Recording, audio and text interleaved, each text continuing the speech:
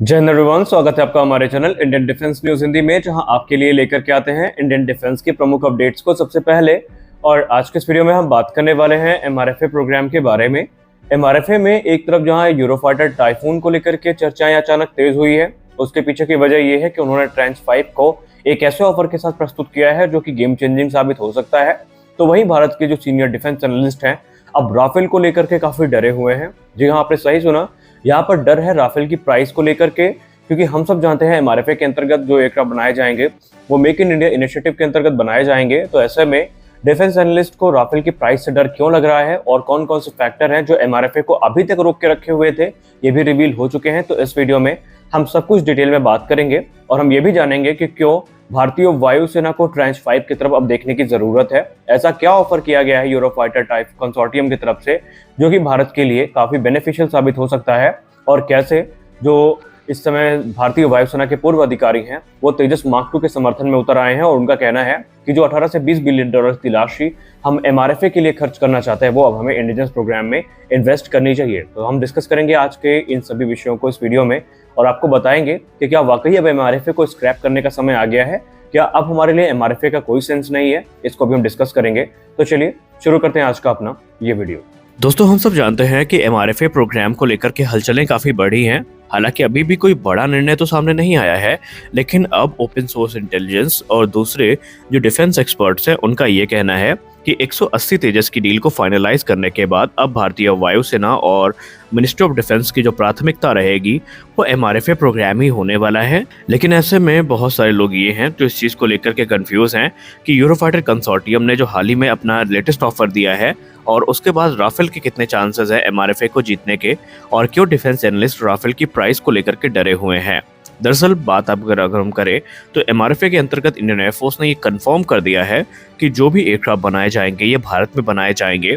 और इसमें एक और नया क्लॉज ऐड किया गया है कि जो ओरिजिनल इक्विपमेंट मैन्युफैक्चरर हैं उनको ये चीज़ माननी पड़ेगी कि जो इंडियन मेड वेपन सिस्टम है इनका इंटीग्रेशन कंपलसरी है। कोई भी बहाना भारतीय वायुसेना के द्वारा सुना नहीं जाएगा। और हाल ही में deputy chief of air staff ने ये कंफर्म कर दिया है कि ऑलरेडी जितने भी कंटेंडर्स हैं सबको ये चीज़ें बता दी गई हैं, सबके साथ डिस्कशन चल रहे हैं कि अगर वो इंडियन मेड वेपन सिस्टम को इंटीग्रेट कर सकते हैं तो ही वो एमआरएफए के लिए कंपैटिबल होंगे, अन्यथा भारतीय वायुसेना दूसरे ऑप्शन पे गौर करेगी। हालांकि डिफेंस एनालिस्ट इस समय इस चीज को लेकर के डरे हुए हैं कि जो 114 राफेल की हम खरीद करने वाले हैं मेक इन इंडिया प्रोग्राम के अंतर्गत, क्या वाकई ये कॉस्ट इफेक्टिव ऑप्शन होगा, क्योंकि उनका अनुमान है कि इसकी जो अनुमानित लागत है वो 25 बिलियन डॉलर के मार्क को क्रॉस कर सकती है। और ये भारत के डिफेंस बजट में एक सिग्निफिकेंट स्ट्रेन के तौर पर देखा जा रहा है, क्योंकि डिफेंस एनालिस्ट ये सजेस्ट करते हैं कि ये जो एक्विजिशन है अगर ये डिले होता है या डिरेल होता है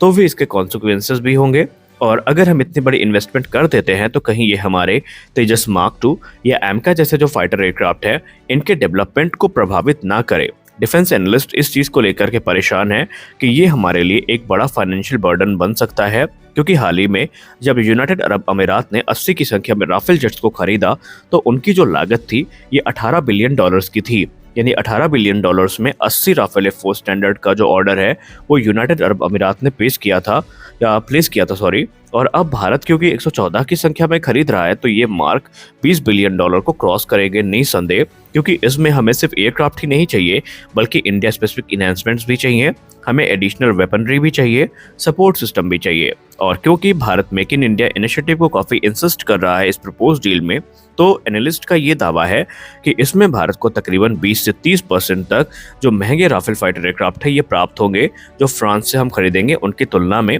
क्योंकि इसके लिए हमें इंफ्रास्ट्रक्चर को डेवलप करने की ज़रूरत पड़ेगी, हमें स्पेशलाइज्ड टूल्स को खरीदने की ज़रूरत पड़ेगी, हमें मशीनरी की ज़रूरत पड़ेगी, और पोटेंशियली हमें ये सारी चीज़ें प्राइस को इन्फ्लेट करती दिखाई पड़ेंगी। हालांकि डिफेंस एनालिस्ट इस चीज़ को लेकर के भी दावा करते हैं कि इस बात में भी अभी कोई क्लियरेंस नहीं है कि क्या वाकई फ्रांस अपनी पूरी राफेल प्रोडक्शन लाइन को भारत में शिफ्ट करेगा, क्योंकि ऑलरेडी ये डिस्कशन फ्रांस में चल रहा है कि फ्रांस में ही एक नई प्रोडक्शन लाइन शुरू की जाए जहां पर एक्सपोर्ट ऑर्डर को केटर किया जा सके। तो ऐसे में अभी ये चीज़ श्योर नहीं है कि फ्रांस भारत में ये प्रोडक्शन लाइन लाएगा ही नहीं, क्योंकि ये बहुत महंगा प्रोसेस है और फ्रांस को भी इसमें हैवी इन्वेस्टमेंट करनी पड़ेगी। वहीं भारतीय वायुसेना के कुछ पूर्व अधिकारी ये मानते हैं कि एमआरएफए अब जिस समय पर किया जा रहा है वो समय में ये हमारे लिए उतना इफेक्टिव नहीं होगा। उनका कहना है कि अगर ये डील 2021 से 22 के बीच में फाइनलाइज कर ली जाती तो इसका महत्व कुछ और होता और 2026 से 27 तक भारत को राफेल मिलने शुरू हो जाते।